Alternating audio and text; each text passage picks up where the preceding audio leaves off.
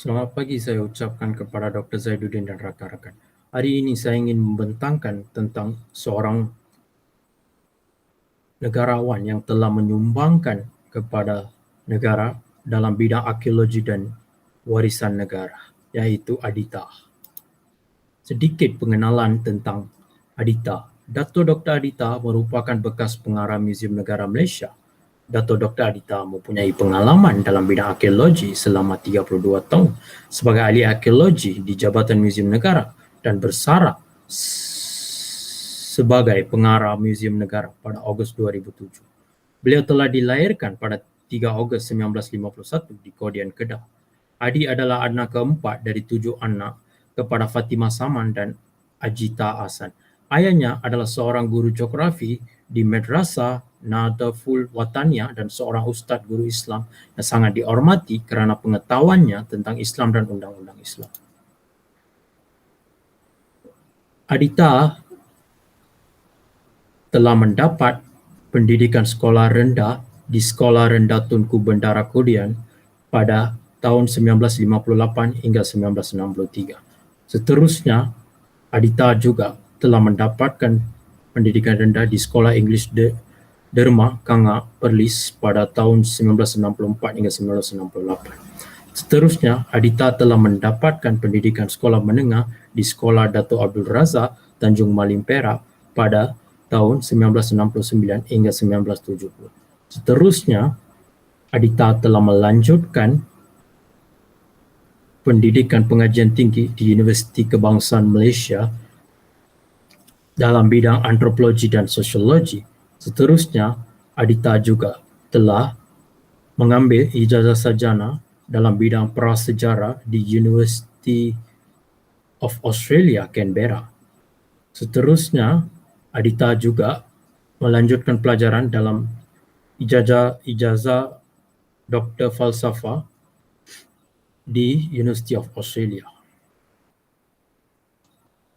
Seterusnya, Aditya juga pernah memegang beberapa jawatan di Muzium Negara. Antaranya, Aditya pernah menjadi kurator Muzium Negara pada tahun 1975 hingga 1983. Seterusnya, Aditya telah menjadi kurator kanan Muzium Negara pada tahun 1983 hingga 1986. Seterusnya, Aditya telah menjadi ketua penyelidikan Muzium Negara pada tahun 1986 hingga 1991 dan seterusnya beliau telah menjadi pengarah bagi bahagian purba di Muzium Negara.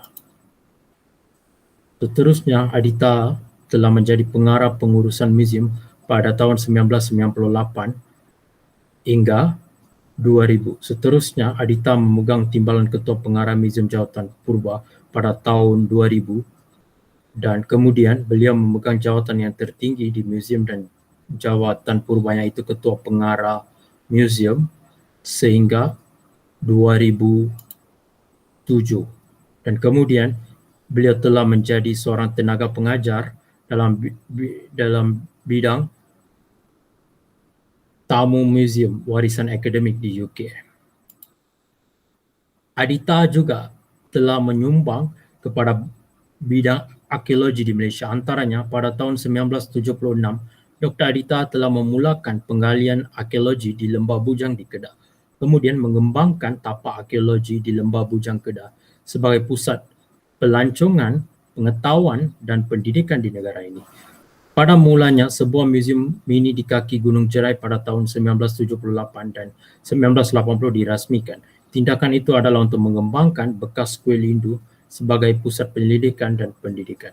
Adi telah menjalani latihan praktikal di Kanada sebagai persiapan untuk menjadi kurator muzium dan mengendalikan muzium universiti, muzium awam dan muzium swasta. Kemudian, Adi membantu mewujudkan muzium baru di Malaysia dan mengawasi penciptaan pameran utama seperti pameran hantu yang provokatif pada tahun 2001 yang dirancang untuk mendidik masyarakat mengenai kepercayaan khurafat yang berlaku di masyarakat. Dr. Aditya telah menjalankan tinjauan lapangan dan penggalian Gua Batu Kapur di Hulu Kelang yang memberikan kekayaan data dan pandangan baru mengenai prasejarah Semenanjung Malaysia. Seterusnya, Aditya telah dianugerahkan atas pencapaian beliau. Antaranya, Kerajaan Persekutuan telah menganugerahkan gelaran Johan Mangkunegara kepada Aditya. Dan seterusnya, Kerajaan Negeri Perlis, Kedah, Kelantan, Melaka pula menganugerahkan beliau gelaran Datuk Setiadiraja Kedah yang membawa gelaran Datuk. Akhir sekali, Datuk Aditya telah meninggal dunia pada 4 Februari 2012 di kediamannya akibat penyakit kanser. Kehilangan Datuk Aditya merupakan kehilangan yang besar bagi keluarganya dan negara. Negara telah kehilangan seorang negarawan yang telah menyumbangkan dalam bidang arkeologi dan warisan negara.